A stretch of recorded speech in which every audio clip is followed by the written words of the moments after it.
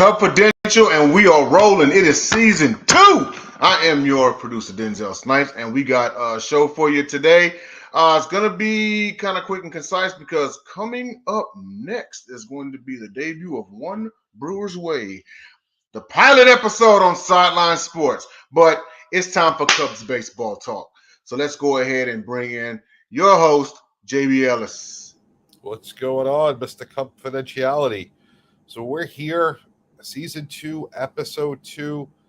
We got 2 people conducting business tonight. We got myself and Mr. Ubbs himself, the one and only pundit's pundit, Jacob Christner. We're gonna have a little one-on-one conversation. I know Absolutely. We got Will out of in the stands. He's got his front row seat. I saw him with the comments already. Let's start out with something that is the key to a great team, a good backstop. Yeah. The Cubs have 2 guys that are back there. They have Gomes, who they had last year, who was backing up, was the backup. Wilson Contreras. Right. Well, backed up Wilson Contreras. You got Tucker Barnhart, who they brought in this year. Mm-hmm. So what are your thoughts on these 2 guys catching the staff? They're hitting. What positives do they bring to the mix? Well, you have to wonder if David Ross, being a catcher himself, and he was a specific catcher for a specific pitcher. We already know that is John Lester. So you have to wonder if one of these catchers is going to be a catcher for a specific pitcher, just like David Ross did. But one of the things that you're getting with all of this is Barnhart has a couple Gold Gloves.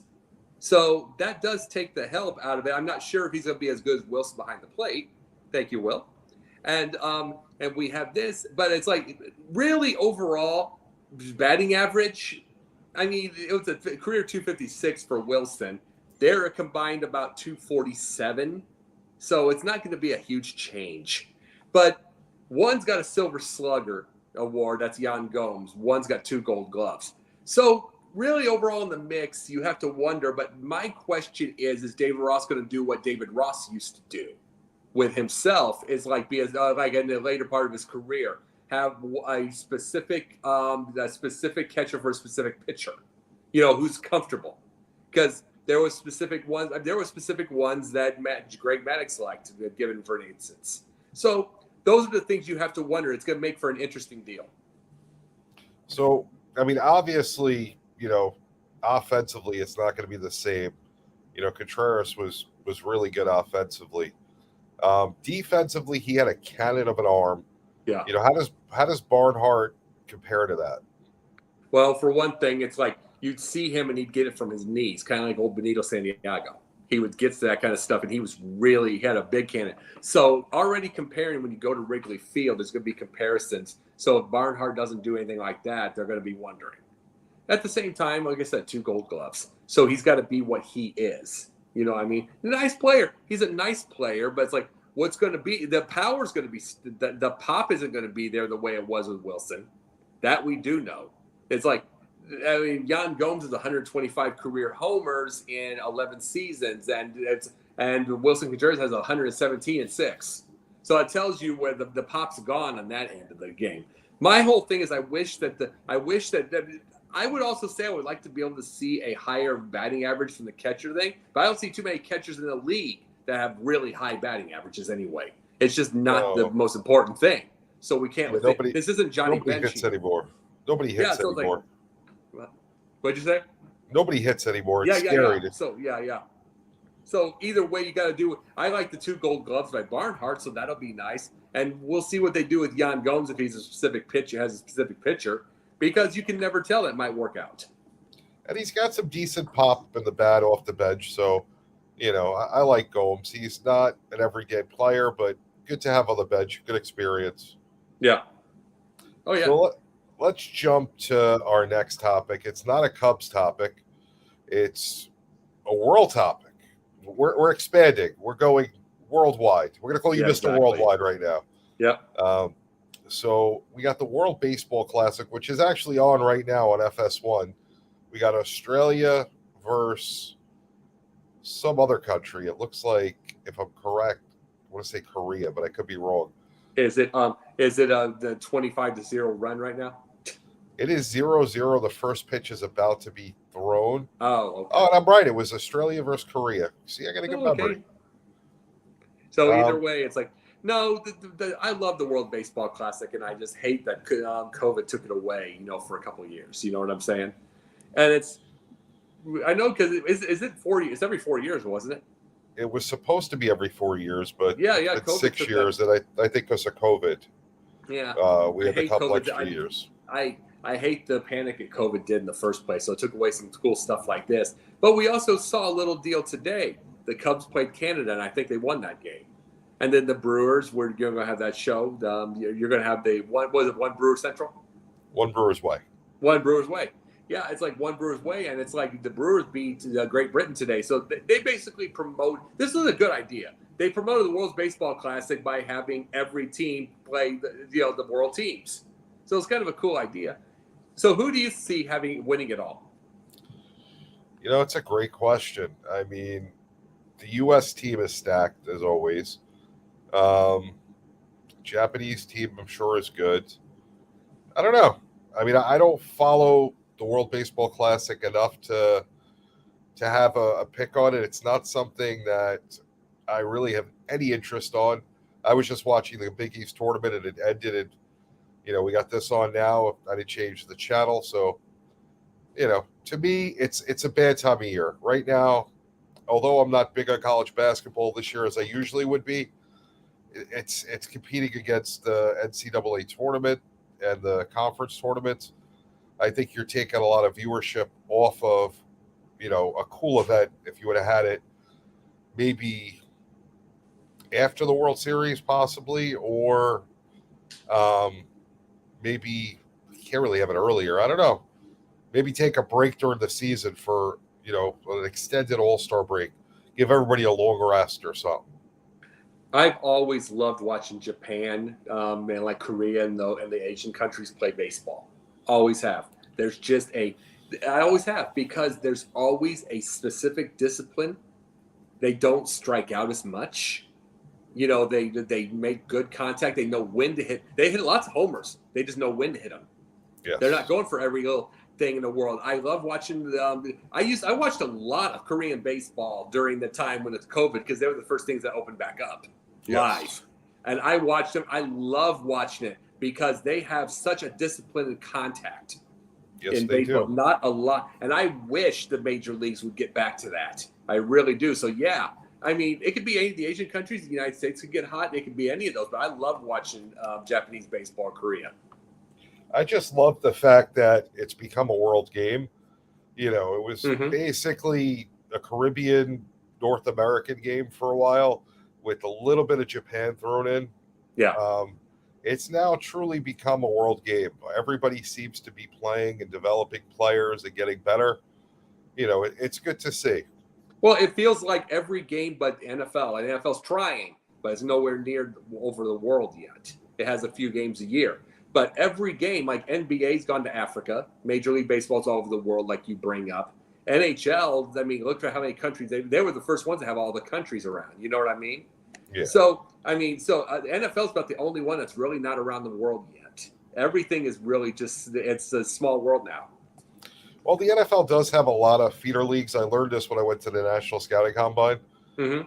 And you'd be surprised to know that the next best league outside of the U.S. and the CFL is the Japanese Football League.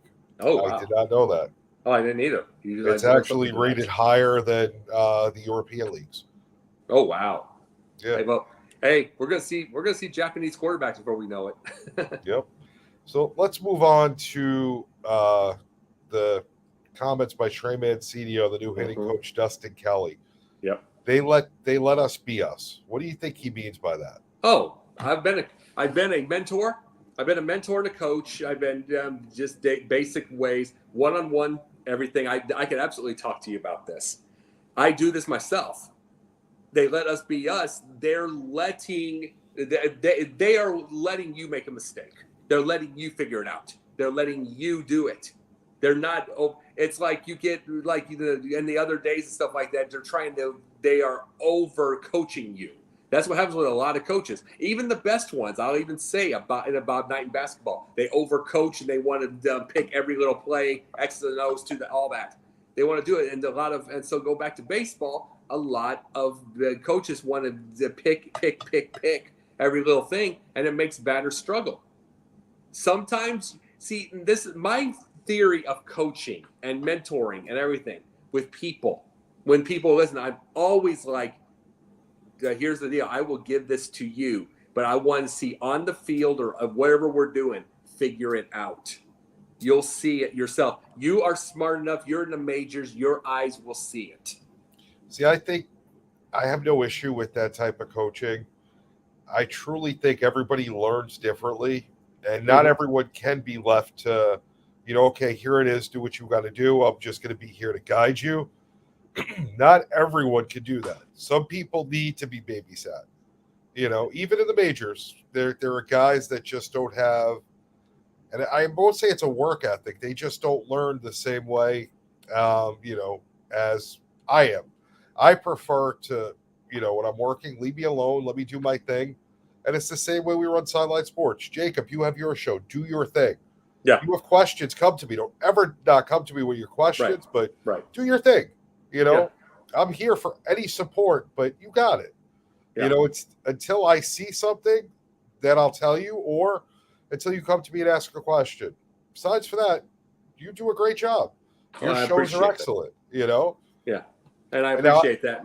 And that's and I completely understand that. And it's like, but that's see, I'm going based on the fact that I've been like, as most of my adult life, I'm kind of mentor. I've volunteer coached like basketball and that sort of deal. The one thing I can always say that always succeeded when I was helping with people is I would say, what do you see?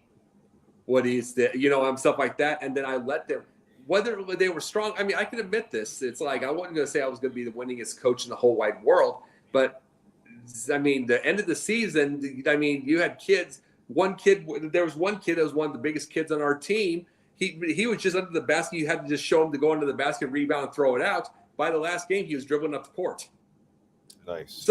So it's like what I teach and try, and I can see what Dustin Kelly's doing. I trust people. He's trusting them. They're adults. And you're right. There are ones that cannot. There are ones that cannot get it, but sometimes you have to be able to learn and be able to get. Yeah, because a lot of them, the reason they cannot, because they don't trust themselves. They have to be taught a little bit that they can trust themselves and trust their own sake. Because you're always afraid of being booed. You're always afraid of your job. But at some point, you just have to realize you're an adult. No, I agree with you completely. I'm a fan of that type of coaching. It's the best. To me, that's the way I work best. But like I said, you have to know your players. You have to know everybody that's doing it, so that this way, the guys that don't work that way, you're on top of it.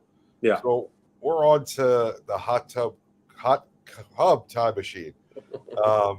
2016 NLCS Game 1, Miguel Montero's Grand Slam wins Game 1 versus the Los Angeles Dodgers. Wow. Tell us that what happened that night.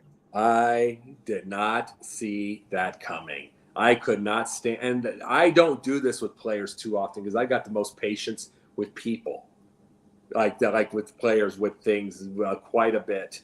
I don't do this too often. I just could not stand Montero that year. Could not. I was like, this is a waste of time. There is a better bat. 2 strikes also. So not seeing it coming. Whack. I mean, I'm like, there's games where there's certain players, most of the players I'd be standing up and watching. It's the bases loaded. I'm sitting down with that one. I'm sitting down. I was like, I did not see that coming at all. You jump out of your seat on something like that. That was awesome. And then he had the World Series moment too. So, I mean, it was like, something switched in him because he had a terrible year. So, quick question for you. How do you compare that Grand Slam compared to Howie Kendrick's Grand Slam against the Dodgers when he was with the Nationals? With who? The Nationals. No, with who? You say I didn't hear the name. Against the Dodgers. It's kind of ironic that's happened twice to them. No, I didn't hear you broke up when you said it. What was the name he's comparing Howie to? Kendrick. Howie Kendrick. Okay. Yes. I would have expected Howie. I'm just being honest and compare. I would have expected Howie Kendrick doing more than I would have Miguel Montero. Wow. But I was not a fan of Montero that year. That's interesting. I was not a fan of Montero, but really overall it changed a lot of things by itself because it really with the Montero though it really changed up the hopes and dreams because you got to realize it's like we can do this, and then there was the Game 7 of Game 6 of 2003, and that happened, and then all that stuff. I think after that happened, I don't think anybody was going to see anybody bombing out or anything happening. You got to realize even when the final play with Bryant and his foot slipped, no one even thought of it going over the guy's head. Yeah, I mean, which would have happened many times in the past. It just felt like that grand slam changed everybody's mind and their fortunes. Which, see, the Kendricks, you don't have fortunes away. You don't have 108 years. You don't have 108 years to have to change. The Montero's completely, because everybody before, even though it was a wonderful season, you're always wondering when's everything going to fall apart? When is the shoe going to come off anything? You're wondering that. Not anymore. After that, there's complete belief. Especially when the worst hitter gets it. No, I definitely hear you. So, Jacob, we're done for tonight. We're inching closer to opening day. It'll be here before you know it. A couple more weeks to go. Tell me right now where we can find you. Sunday nights, the Sunday nights Basket Bros. Monday nights, let's see, that is the pundit views. That I'm going to have Brian Newdall on that show this next week. Tuesday nights, nothing. Wednesday nights, 3 shows: Pundits, Sports Exchange, and this Cubfidential. Thursday nights, away from the Sideline Sports, I do a show called the Yin and Yang. It's different. It's politics, film, theater, the psychology, everything. And then once in a blue moon, I get called on to the Gauntlet every once in a while when they want me. So then there's just a lot of stuff going on, plus some films and theater. Well, Jacob, as always, it was a pleasure. You know, we're going on. We got the pilot episode of One Brewer's Way coming up in less than an hour. It's going to be good. I can already tell you because everything is Sideline's good. Cubfidential season 2. Now we got 2 teams in the same division with a show. Yep. You know, I don't know. It's going to be interesting because there's going to be some heated battles here. I'm on both shows, so I'm torn in the middle. You know, but Cubfidential's my baby. But you know, One Brewer's Way, we're going out there. We're going to have a great show. You know, and what's great about it, since it's the same division, if you're a fan of one team, you can watch both and learn about your rivals. But oh yeah, you know I will anyway. Definitely. Well, we'll see everybody next week. It was a pleasure. Mr. Cubfidentiality's in the back. I don't know what he's doing. I think he's watching World Baseball Classic or something. He watches everything sports. He would probably watch like 9-year-olds play rugby. Probably. I can see him doing that. Oh, here he is. Our very own Mr. Cubfidentiality. You would watch you would watch 9-year-old people from Denmark, 9-year-old kids from Denmark play rugby, wouldn't you? If there was a pretty solid betting line, I probably would. I actually have Power Slap on the TV. I've been watching this for weeks, and it is very intriguing. If you two haven't checked it out, no, it's not. It is stupid. It's very intriguing to say the least. Where would I find that on TV? You just go ahead and say that. It comes on TBS at it's 10 p.m. your time. So yeah, it'd be 10 p.m. your time. It's definitely not. It's definitely not the Crockett's, is it? This ain't your Crockett's TBS. Well, we're gonna wrap up so I can watch some Power Slap and get ready for One Brewer's Way. As always, it was a pleasure. We'll see you guys next week. Get some rest. And good night. World Baseball Classic. Watch that. Power Slap. At NCAA tournaments. Whatever you're watching, we're going to cover it somewhere at Sideline Sports.